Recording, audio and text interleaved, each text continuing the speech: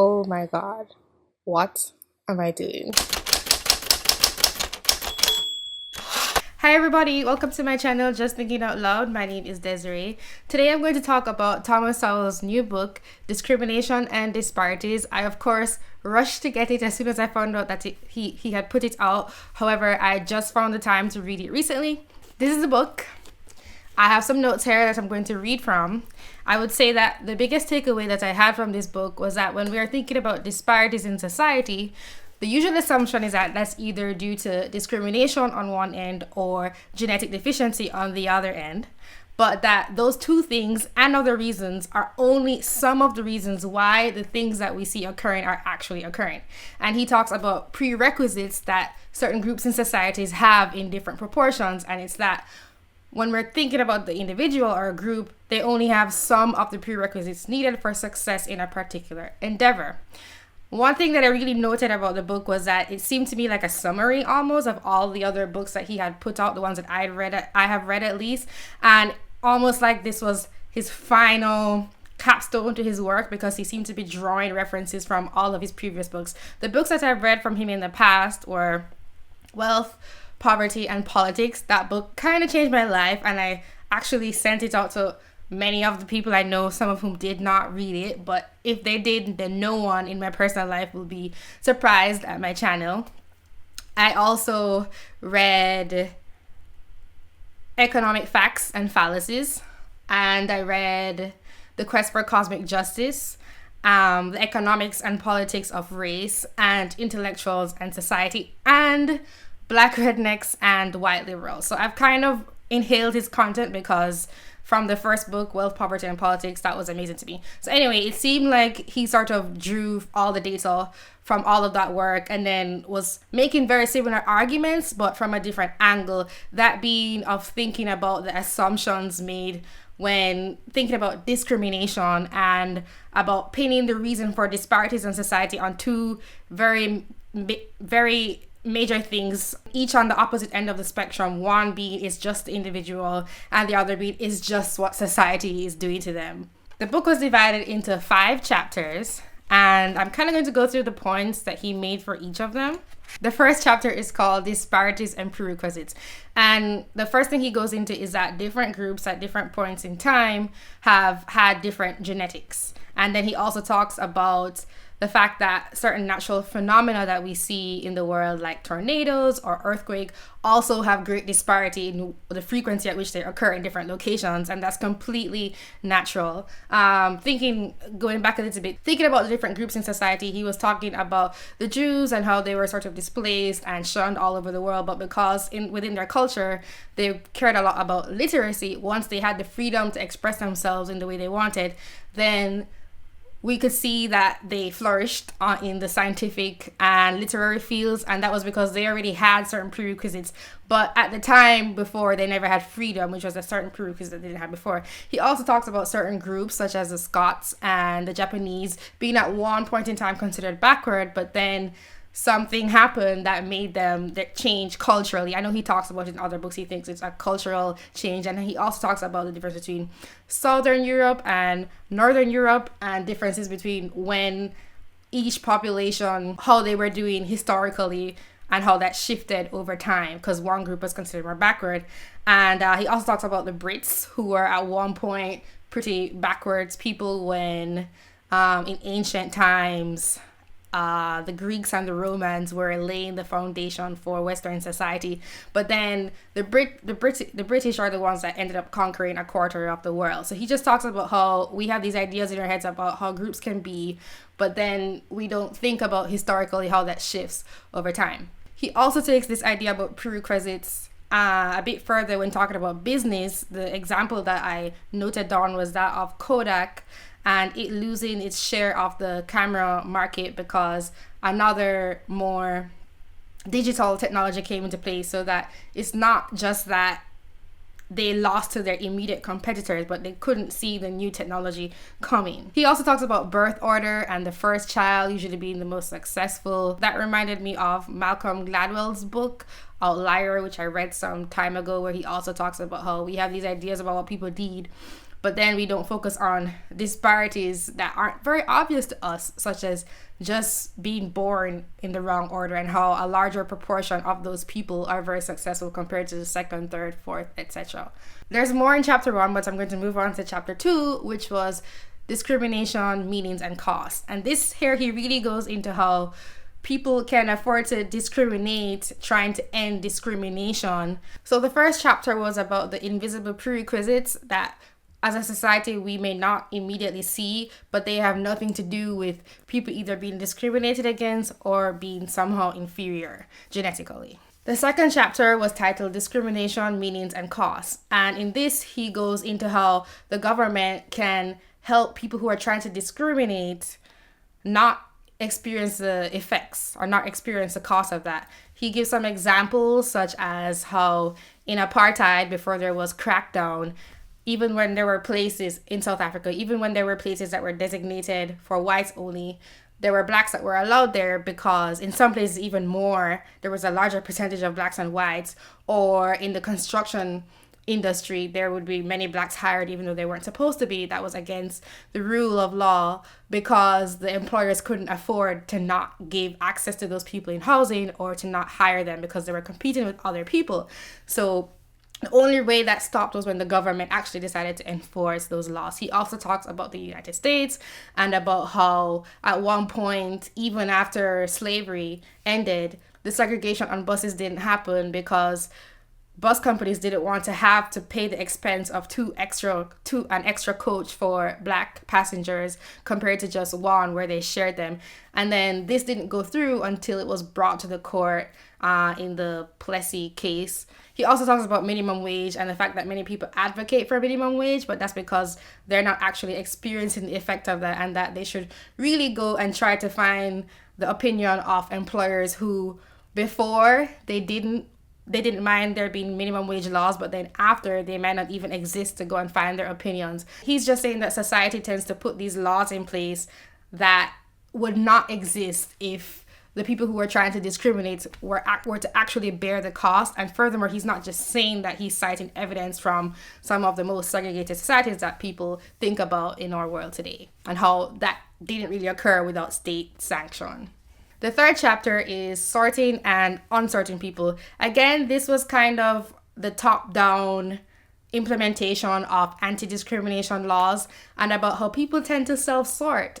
First, he talks about blacks in the US and about how there's a lot of self-sorting that goes on that might not be apparent to people from the outside. He talks about the migration of Black Americans from the South and how they had a very different culture from a lot of Black Americans in the North who had already assimilated to the surrounding culture. And then he also talks about different immigrant groups and how they tend to sort themselves, where exactly they come from within their host country before coming to the US is actually similar. The location is usually, they all come from the same place. And then also once they're here, not only do they organize by their national origin, but then within that, they also organize themselves some more. All of this is stuff that he has covered in the book, particularly, I remember, Wealth, Poverty, and Politics, where he tracks different immigrant groups on how they carry their culture with them and they tend to succeed in the same fields and etc. He relates this to government housing and how in the US, many times the government will move low-income people into high-income residential areas thinking that they will reintegrate, and how that totally disregards the sorting of people, especially of people who were low income themselves. And he does not just focus on Black people here, but low income of any race, who fought to get out of those situations, and then the government just puts them back, and they are usually the most ardent supporters of removing those government housing programs. Thinking about this sorting of people in housing, he also goes into how there hasn't actually been evidence that these programs help any of these low-income residents long-term, but it just makes people feel good.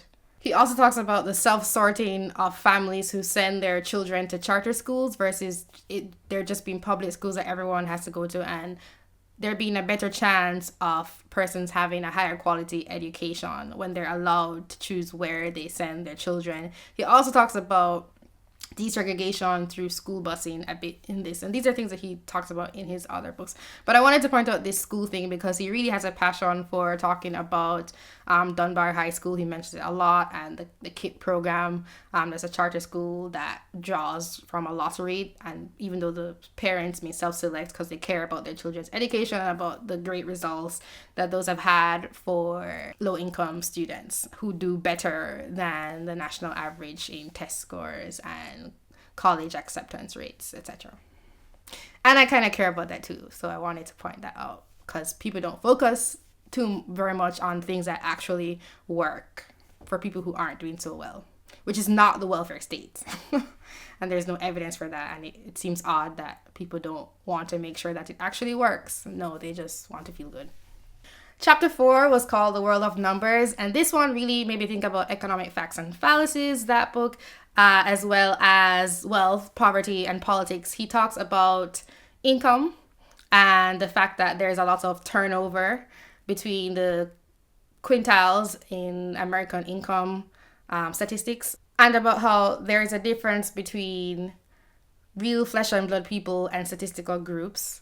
He also talks about how the median age difference within groups will give you a skewed idea of the disparities between them, because, for example, if you're thinking about who is working low-wage jobs, those tend to be younger people. And so if you look at different populations, such as by race or by nationality, one population will have more, be distributed with more younger people in it than another population, and there's no thought given to that when discussing income disparities. He also talks about crime statistics and how they also don't think about median age again because young people tend to be more reckless. So that's something else to think about. And thinking about income again, this is the real flesh and blood people versus just statistical groups, about capital gains, and how just because it says that someone received $200,000 one year, that doesn't mean it's their salary, which is very different from capital gains, which is income accrued over time, for example, through book sales or through some kind of investment. Another thing that I've heard him talk about before that he talks about here is the difference between tax rates and tax revenues, and how when people are like, oh, it's tax cuts for the rich, they don't realize that sometimes that actually means the government getting more tax money because people are okay paying these little amounts so they don't go and hide their money offshore.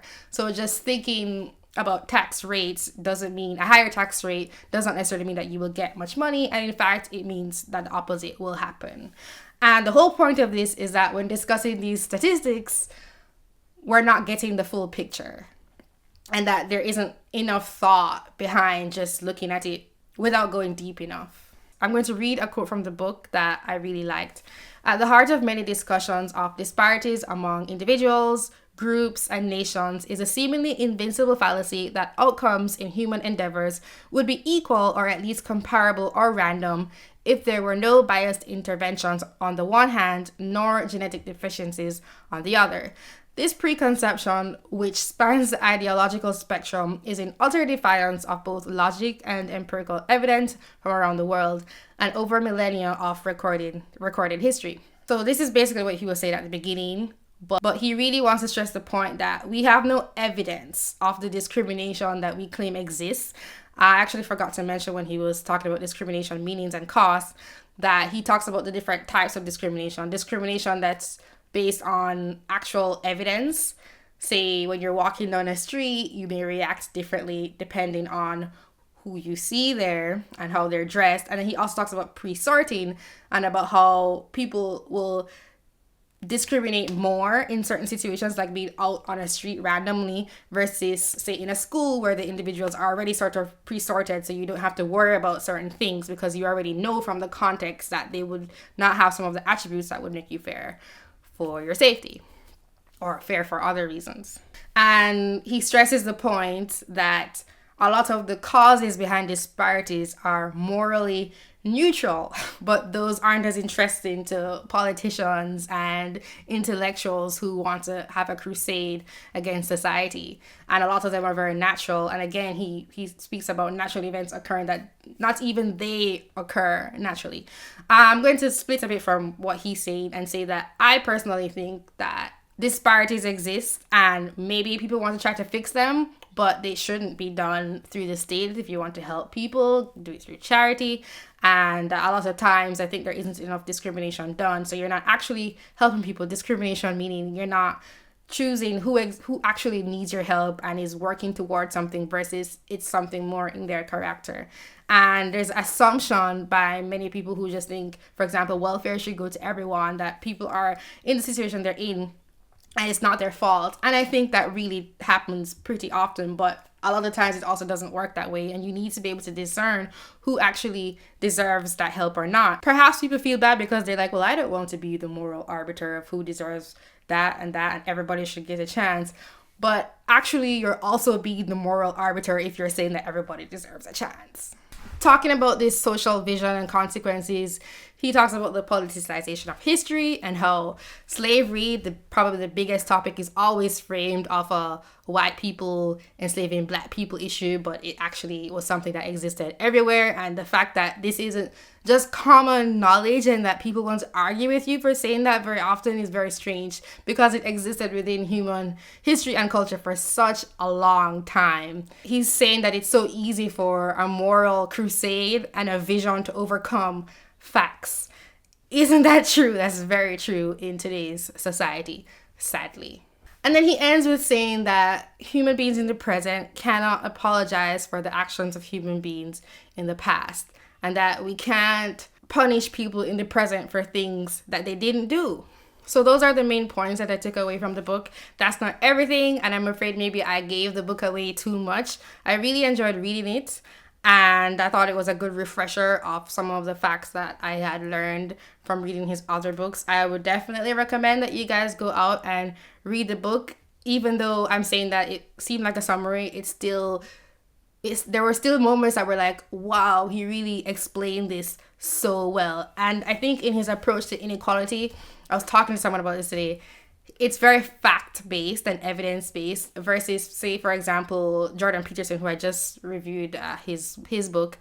And they say very similar things, but Sowell, I think, is more providing evidence and statistics. And while Jordan Peterson is very rational, he's more metaphorical in his explanations. Yep. So that's my review of Discrimination and Disparities by Thomas Sowell. I'm so glad that he put this book out and that he's been going on shows and talking. I think that he has done great work. Actually, if he ever watches this video, I want to say thank you very much. He really opened up my mind. I was not as susceptible to many things that I think many Americans would be, but just having the data and having him explain it the way he does, I'm a huge fan. Yeah. Thank you for watching, guys. Don't forget to subscribe. Also, please donate to the channel. You guys help to keep it running. Have a great day. I will talk to you soon. Goodbye.